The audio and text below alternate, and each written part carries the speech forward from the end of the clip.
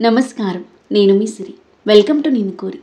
ఈరోజు కథ వలపు బాణం ఎపిసోడ్ 20. మీ మనసుకు నచ్చే అందమైన కథ. కథ నచ్చితే లైక్ చేయండి. లైక్తో పాటు హైప్ అండ్ కామెంట్ చేయండి. ఇక కథలోకి వెళ్తే రాత్రి 11 దాటింది. వర్షిణి రూమ్ డోర్స్ మెల్లిగా తెరుచుకున్నాయి. మనోజ్ ఒక నిమిషం ఆగి సౌండ్ కాకుండా పిల్లిలా గదిలో అడుగుపెట్టాడు. మల్లెపువ్వు లాంటి పరుపు మీద బాబు బొమ్మలా పడుకుని ఉంది వర్షిణి. ఎంత అందం! నా ఇంట్లోనే ఉన్న ఈ అందాన్ని అనుభవించకుండా ఉండడం సాధ్యమా? డోరుకు లోపల బోల్ట్ పెట్టుకోకుండానే పడుకుందంటే నాకు స్వాగతం పలికినట్టే కదా. ఈ అమ్మాయిలు ఎంత జానలు! తమ కోరికల్ని ఎంత రహస్యంగా తీర్చుకుంటారు. నిస్సంకోచంగా ఆమెను సమీపించాడు మనోజ్. నెమ్మదిగా ఆమె పక్కన వాలి ఆమె నడుం చుట్టూ చేయి వేశాడు. ఉలికిపాటుతో లేచి కూర్చుంది వర్షిణి. కాలికలా కళ్ళెర్రజేసింది. ఏంటిది? ఏం చేస్తున్నావు? ఎందుకంత నటన? పిలిచినట్టుగా బోల్ట్ తీసి పడుకున్నావు. దగ్గరకొస్తే మాత్రం బెట్టు చేస్తున్నావు. నీకోసం బోల్ట్ తీసి పెట్టలేదు. బోల్ట్ పట్టదసలు. రోజు దగ్గరికి వేసి పడుకుంటాను.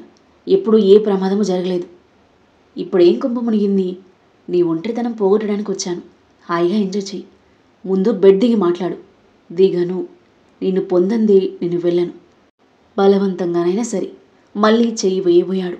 అతని ముఖం మీద గట్టిగా పంచిచ్చింది వర్షిణి. దెబ్బకి మనోజ్ దిమ్మ తిరిగిపోయింది. కరాటే పిల్ల కదా, తన విద్య మొదటిసారి మనోజ్ మీద ప్రదర్శించింది. మనోజ్ కోపంగా చూసి ఆమె భుజాలు వెనక్కి విరిచినట్టుగా పట్టుకుని ఆమె ముఖం మీదకి వంగాడు. ఆమెను పశువులా పెనవేసుకోబోయాడు. కానీ నడుం వెనుక 1000 వోల్టుల కరెంట్ షాక్ తగిలినట్టుగా అంత దూరంలో ఎగిరిపడ్డాడు. దిమ్మరిపోయినట్టుగా ఆమె కేసు చూస్తూ, కరెంట్ షాక్ పెట్టావా? ఏముంది నీ దగ్గర అని అడిగాడు ఆమె వైపు భయంగా చూస్తూ. 2 చేతులు చూపించింది. ఇవి మాత్రమే ఉన్నాయన్నట్టుగా. వస్తావా మళ్ళీ? సరసంలో మళ్ళీ ఓ పట్టుపడదాం. నాకలా మగవాళ్ళతో ఆడుకోవడం అంటే ఇష్టం అంది ఉరిమి చూస్తూ. నడుం దగ్గర జాయింట్ కదిలిపోయినట్టుగా నొప్పి లేవలేకపోతున్నాడు మనోజ్. జిమ్ చేస్తూ ఉక్కు ముక్కలా తయారైన శరీరం తనది. అలాంటి తన శరీరం ఆమె దెబ్బకి లేవలేకుండా పడడంతో షాకింగ్గా ఉంది అతనికి. అతను లేవడానికి ప్రయత్నిస్తూ ఉంటే హెల్ప్ మీ అంటూ బ్లౌజ్ భుజం దగ్గర చింపుకొని జుట్టు చిందరవందర చేసుకుంది. రక్షించండి, రక్షించండి అని గట్టిగా అరుస్తుంటే, ఏయ్ ఏం చేస్తున్నావు? మనోజ్ బిత్తరపోయి పిచ్చివాడిలా చూస్తున్నాడు. ఆ అరుపులు వినపడి ఇంట్లో వాళ్ళతో పాటు చుట్టుపక్కల ఇళ్ల వాళ్ళు పరిగెత్తుకుంటూ వచ్చారు. గది ముందు పోగయ్యారు. ఏం జరిగిందంటూ. గదిలో అత్యాచారానికి గురైనట్టుగా వర్షిణి. కిందపడి లేవలేకపోతున్నా మనోజ్. నీ ఇంట్లో నాకు సేఫ్టీ ఉంటుంది అనుకున్నాను శృతి. మీ అన్నయ్య ఇలాంటి నీచుడని తెలిస్తే అసలు వచ్చేదాన్నే కాదు. ఏడుస్తూ ముఖం మీద చేతులు కప్పుకుంది వర్షిణి. ఛీ, ఎంత పని చేశావన్నయ్యా? చీదరింపుతో చూసింది శృతి. శృతి గెస్ట్ ఆ పిల్ల అలాగేనా ప్రవర్తించడం? ఒళ్ళు కొవ్వెక్కిందా? మనోజ్ చెంప చెల్లుమనిపించాడు తన అన్నయ్య. శివప్రసాద్ కాలితో జాడించి తన్ని చెంపలు వాయించాడు. నా కడుపున చెడబుట్టావు కదరా. నాకు తలవంపులు తెచ్చావు కదరా. మన ఇంట్లో కొన్ని రోజుల క్రితం తలదాచుకున్న పిల్ల మీద అత్యాచారానికి పూనుకుంటావా దుర్మార్గుడా? కోపంతో రగిలిపోతూ అన్నాడు.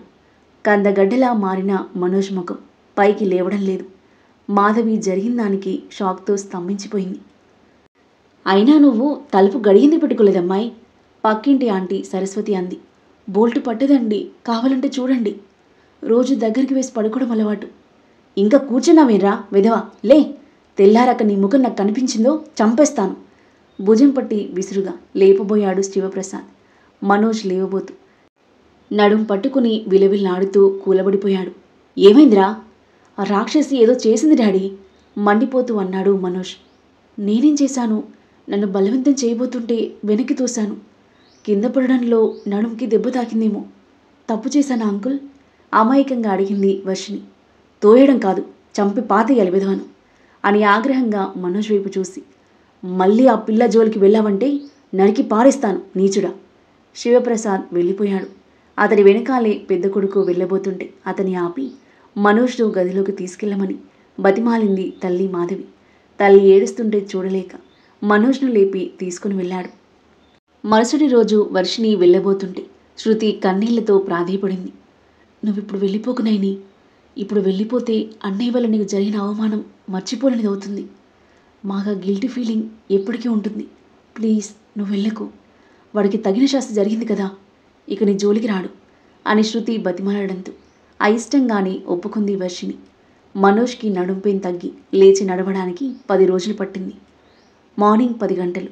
గదిలో నుండి బయటకొచ్చిన మనోజ్ శృతితో పాటు కరాటే క్లాస్కి వెళ్తున్న వర్షిణిని మండిపోతున్న గుండెతో రగిలిపోతూ చూస్తూ గార్డెన్లో కూర్చున్నాడు.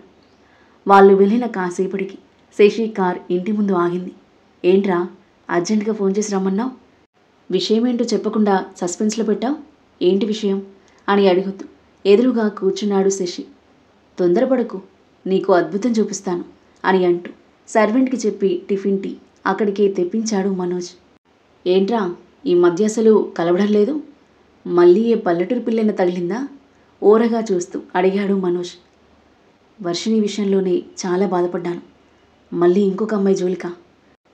తనని ఆ సంఘటనను మర్చిపోలేకపోతున్నాను. పాపం అమ్మాయికురాలు నన్ను ఎంతో ప్రేమించింది. కానీ మీ వల్ల తను దూరమైంది కోపంగా అన్నాడు శశి. ఏంట్రా, ఆ పిల్ల నిజంగా ప్రేమించినట్టే మాట్లాడుతున్నావు? ఆల్రెడీ అనుపమతో పెళ్ళికి రెడీ అయ్యావు కదా. తనని కాదని వర్షిణిని చేసుకునేవాడివా? చేసుకునేవాణ్ణి. అయితే అది అందరికీ తెలిసేలా కాదనుకో. వర్షిణి చేసుకోవడానికి మా వాళ్ళని ఒప్పించడం దాదాపు గగనం. అందుకే ఆమెను ఎవరికి తెలియకుండా సీక్రెట్ గుళ్ళోనూ పెళ్లి చేసుకుందాం అనుకున్నాను. మరి అనుతో నీ పెళ్ళి? ఆశ్చర్యంగా అడిగాడు మనోజ్. అది పెద్దల కోసం జరిగే పెళ్ళి. నా కోసం జరిగే పెళ్ళి వర్షిణితో. పని మనిషిగా ఇంట్లో సెట్ చేసి మేనేజ్ చేసేవాడిని. ఇద్దరిని మెయింటైన్ చేస్తావా? అను ఏమో సమాజం కోసం, వర్షిణి ఏమో నీ కోసమా? అంటే కీప్లాగా? ఏదో ఒకలాగా. ముందే ఫిజికల్గా ఒకటైతే చచ్చినట్టు నాతోనే ఉంటుందని ప్లాన్ చేశా. కానీ మీరంతా నాశనం చేశారు. ఎప్పుడో జరిగిన దానికి నన్ను బ్లాక్మెయిల్ చేసి నా చేతులు కాళ్ళు కట్టేసినట్టుగా చేశారు. నా ముందు తనని రేప్ చేయబోయారు. తను పారిపోయి ఏట్లో పడి చచ్చిపోకుండా నా ముందే ఆ దారుణం జరిగి ఉంటే లైఫ్ లాంగ్ గిల్టీగా ఫీల్ అయ్యేవాడిని. మంచి పిల్ల దొరకగానే స్వార్థపడివయ్యారా? అనుభవించి వదిలేసే దాని గురించి కూడా ఇంత ఆలోచన? ఒకవేళ ఇప్పుడు ఆ పిల్ల బతికొస్తే ఏం చేస్తావు? చనిపోయింది ఇలా బ్రతుకుంటుందిరా. ఉందని అనుకో, ఏం చేస్తావు? తప్పకుండా నా దాన్ని చేసుకుంటాను. నువ్వు ఆ రోజు చేసిన పనికి ఆమెను యాక్సెప్ట్ చేస్తుంది అనుకుంటున్నావా? ఖచ్చితంగా చేస్తుంది. వర్షిణి నన్ను ప్రేమించింది. 4 మాటలు దీనంగా మాట్లాడితే కరిగిపోయి నా కౌగిలిలో కరిగిపోతుంది. తనని ఎంత అనుభవించినా తనవి తీరలేదురా. ఇంకా ఇంకా కావాలనిపిస్తుంది. ఆ అందం, అమాయకత్వం సూపర్ కాంబినేషన్ రా. అలాంటి అమ్మాయిని మళ్ళీ చూడలేను. ఎన్నో రోజులు వెంటపడి దక్కించుకుంటే ఒక్కరోజు కూడా గడపకుండానే నాకు దూరం చేశారు. నేను ఇంకా ఆ షాక్ నుండి తేరుకోలేకపోతున్నాను. వర్షిణిని నా నుండి దూరం చేసిన మీ అందరి మీద నా కోపం. అందుకే మీ నుండి దూరంగా ఉంటున్నాను. దుష్టులతో ఫ్రెండ్షిప్ చేస్తూ వచ్చే ఫలితం ఏంటో రుచి చూశాను. నువ్వు ఒక్కడవే సంసారిలా ఇవాళ కొత్తగా ఈ మాటలేంట్రా? సంసారినో కాదు, ఇప్పుడు అదంతా అనవసరం. కానీ నన్ను ఎందుకు రమ్మన్నావు చెప్పు. ఇక నీకేం చెప్పదలుచుకోలేదు నేను. మా నుండి దూరంగా ఉండాలనుకుంటున్నావుగా, వెళ్ళు కోపంగా అన్నాడు మనోజ్. అర్జెంటుగా రమ్మన్నావంటే ఏదో ముఖ్యమైన విషయమే ఉంటుంది. చెప్పకుండా ఎందుకురా సతాయిని చంపుతున్నావు? మళ్ళీ బ్రతికిద్దామని సంజీవుని తాకించి. అంతలో యోగా స్కూల్ నుండి వచ్చిన శృతి, వర్షిణి కారు దిగారు. ఇంట్లోకి వెళ్ళబోతున్న శృతిని పిలిచాడు మనోజ్. శృతి, ఇలా రా, నీ ఫ్రెండ్ కూడా పిలువు. ఇంట్లోకి వెళ్ళబోతు మనోజ్ మాటకు వెనుదిరిగిన వర్షిణి ఏదో భూతాన్ని చూసినట్టుగా కొయ్యమారిపోయింది. ఆమె కళ్ళు భయంతో రెపరెపలాడాయి. కానీ అది ఒక్క క్షణమే. తనిప్పుడు ఆ వర్షిణి కాదు, నైనిక. బింకంగా తల విదిల్చి టీవీగా నడిచింది వాళ్ళకేసి. శృతి, వీడు నా ఫ్రెండ్ శశివర్ధన్, ఈమె నా సిస్టర్ అని మనోజ్ పరిచయం చేశాడు. హాయ్ అన్నయ్య, శృతి అంటుంటే అటు చూడడం లేదు శశి. నిలువు కళ్ళతో వర్షిణిని చూస్తున్నాడతను. చనిపోయింది అనుకున్న వర్షిణి ఎదురుగా ప్రత్యక్షం అవడంతో మైండ్ బ్లాంక్ అయిపోయింది శశికి. వర్షిణి ఇక్కడ? అతని స్వరం ఉద్విగ్నతకు లోనైంది. వర్షిణి కాదు, నైనిక ఆమె పేరు. మా సిస్టర్ ఫ్రెండ్. వర్షిణిని వంకరగా చూస్తూ చెప్పాడు మనోజ్. కాదు వర్షిణి, ఖచ్చితంగా వర్షిణిని అంటున్నాడు శశి. మెంటలా అన్నట్టు చూసింది శృతి అన్నవైపు. ఈమె నైనిక. ఆమె అమ్మగారిక్కడ యోగా కరాటే స్కూల్ నడుపుతున్నారు. మా శృతి వాళ్ళ అమ్మ స్టూడెంట్. నన్ను తమాషా పట్టిస్తున్నారా మీరంతా కలిసి? ఏట్లో పడి చచ్చిందన్న వర్షిణి ఇక్కడికిలా వచ్చింది. ఏట్లో పడిందని అబద్ధం చెప్పారా నాకు? ఎంత మోసం! స్నేహితుణ్ణి మోసం చేస్తారా మీరు? ఆగ్రహంతో అన్నాడు శశి. నైనిక పోలికలతో ఎవరైనా తనకు కావలసిన వాళ్ళు చచ్చిపోయారా అన్నయ్య? అడిగింది శృతి అయోమయంగా చూస్తూ. అవును, వీడు ప్రేమించిన అమ్మాయి ఏట్లో పడి చచ్చిపోయింది అన్నాడు మనోజ్ వర్షిణిని గుచ్చిగుచ్చి చూస్తూ. వర్షిణి ఏమాత్రం అనుమానం రాకుండా నటిస్తుంది. నైనికలా ఉండేది కావచ్చు. శశి వైపు జాలిగా చూసింది శృతి. శశిని అపరిచితంగా చూస్తున్న వర్షిణి ఆ గొడవతో తనకే సంబంధం లేనట్టుగా నిర్లక్ష్యంగా తల విదిల్చి పద శృతి అంది. శృతితో కలిసి వర్షిణి ఇంట్లోకి వెళ్ళిపోయింది. ఏమిట్రా మనో, ఆమె వర్షిణి కాదా? వర్షిణి పోలికతో ఉన్న మనిషా? ఆ సంగతి తేల్చడానికి నిన్ను రప్పించాను. నేను చూసింది నిజంగా అద్భుతమే కదా. నేను అన్న కొడుకు బర్త్డేకి ముంబై నుండి వచ్చేసరికి ఆమె శృతి గెస్ట్గా ఈ ఇంట్లో ఉంది. శృతి యోగా కరాటే స్కూల్కి అటెండ్ అవుతుంది. ఆమె ఆ స్కూల్ రన్ చేసే దేవకి కూతురట. దేవకి అమెరికా వెళ్తూ ఈ అమ్మాయిని మా ఇంట్లో ఉంచి వెళ్ళిందట. తీరా నేను ఎంక్వైరీ చేస్తే దేవకన్న ఆవిడకి అసలు పెళ్ళే కాలేదు. ఒక పెంపుడు కొడుకున్నాడు, యూఎస్లో ఉంటారు చెప్పాడు మనోజ్. తను వర్షిణినేరా. హావభావాలు మారినా, నడక మాట మారినా ఆమె వర్షిణిని. ఎవరిని మోసం చేసినా నన్ను మోసం చేయలేదు. ఆమె తెల్లటి చెంప మీద గోధుమ రంగులో ఉన్న చిన్న మచ్చలు చూసావా? అవి మా తొలి కలయిక నాటి మధురమైన గుర్తులు అన్నాడు శశి. నీకు మధురమైన గుర్తులైతే ఆమెకు చేదు గుర్తులు.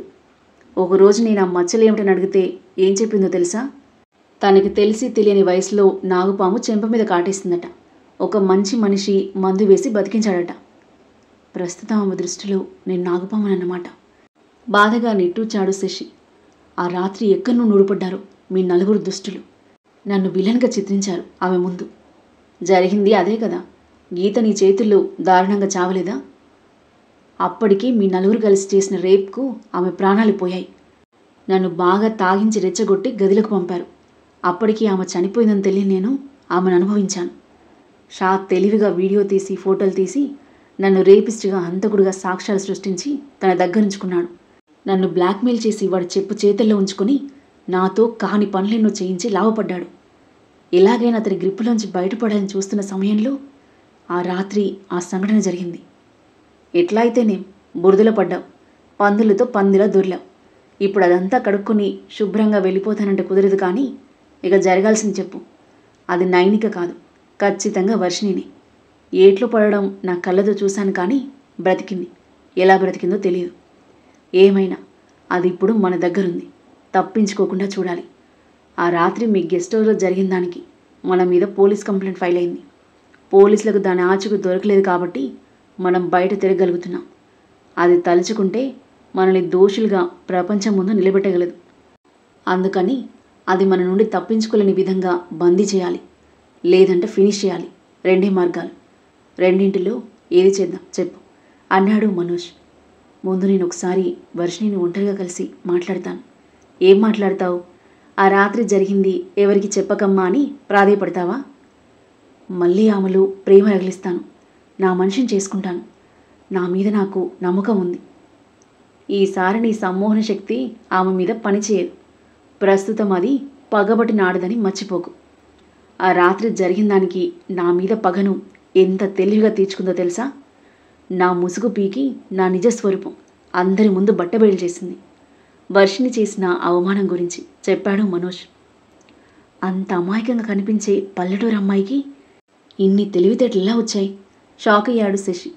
నువ్వు ఇలా జుట్టు పీక్కుంటూ ఉండు, అది ఒక్కొక్కరిగా మనంతా చూస్తుంది. ముఖ్యంగా నువ్వే అసలైన వాడివి. నిన్ను అస్సలు వదలదు. అసలే కొన్ని రోజుల్లో పెళ్లి చేసుకోబోతున్నావు. దాన్ని లైట్ తీసుకుంటే పెళ్ళి పెటాకులు లేకుండా జైల్లో మిగిలిపోతావు భయపెట్టాడు మనోజ్. అయితే ఇప్పుడు ఏం చేద్దామంటావు?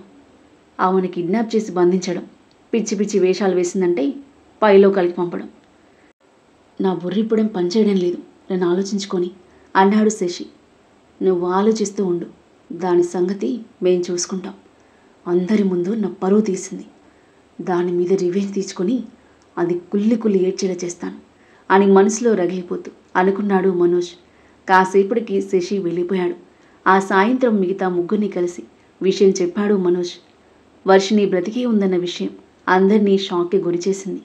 మనోజ్ ఏదో ప్లాన్ చెప్పగా మిగతా ముగ్గురు ఓకే చెప్పారు. శృతి, ఈరోజు నా గదిలో పడుకోవా? ఎందుకో ఈరోజు భయంగా ఉంది నాకు అంది వర్షిణి. దేనికి భయం? అన్నయ్య మళ్ళీ వస్తాడనా? వాడు మళ్ళీ ఈ జన్మలో నీ జోలికి రాడు. అతను వస్తాడని కాదు, కానీ ఎందుకో భయంగా ఉంది. బోల్ట్ సరిచేయడానికి కార్పెంటర్కి కాల్ చేశాడు డాడీ. అతను ఈరోజు వస్తాను రేపు వస్తానని లేట్ చేస్తున్నాడు. లోపల బోల్ట్ పెట్టుకుని పడుకుంటే ఏ భయమూ ఉండేది కాదు అంది శృతి. బోల్ట్ ఉన్నా ఇవాళ ఒక్కదాన్ని గదిలో పడుకోలేను. ఎందుకు మనసులో గుబులుగా ఉంది. మీ అమ్మ మీద బెంగ? ఏమో, అదే కావచ్చు. భోజనం చేసి వచ్చి వర్షిణితో పాటు గదిలో పడుకుంది శృతి. కానీ వర్షిణికి ఎంతకీ నిద్ర పట్టలేదు. దుష్టగ్రహానికి మరో దుష్టగ్రహం కలిసింది. ఈ రాత్రి ఏదో దుస్సంఘటన జరుగుతుందనిపిస్తుంది. అర్ధరాత్రి అయినట్టుగా హాల్లో వాల్ క్లాక్ 12 కొట్టింది. నిశ్శబ్దంలో ఆ గంటలు స్పష్టంగా వినిపించాయి. దిండు మీద తలపెట్టుకుని కిటికీ వైపు చూస్తున్న వర్షిణి ఒక్కసారిగా ఉలిక్కిపడింది. కిటికీ సగం వరకు ఉన్న కర్టెన్ వెనుక ఏవో నీడలు కనిపించాయి. ఆ తర్వాత ఏం జరగబోతుంది? కిటికీ దగ్గర ఉంది ఎవరు? వర్షిణి ఏం చేయబోతుంది? వర్షిణిపై రివెంజ్ తీర్చుకోవడానికి మనోజ్ ఏం ప్లాన్ వేశాడు? వర్షిణి అతని ప్లాన్ను తిప్పికొడుతుందా, లేదా అతని ట్రాప్లో పడిపోతుందా?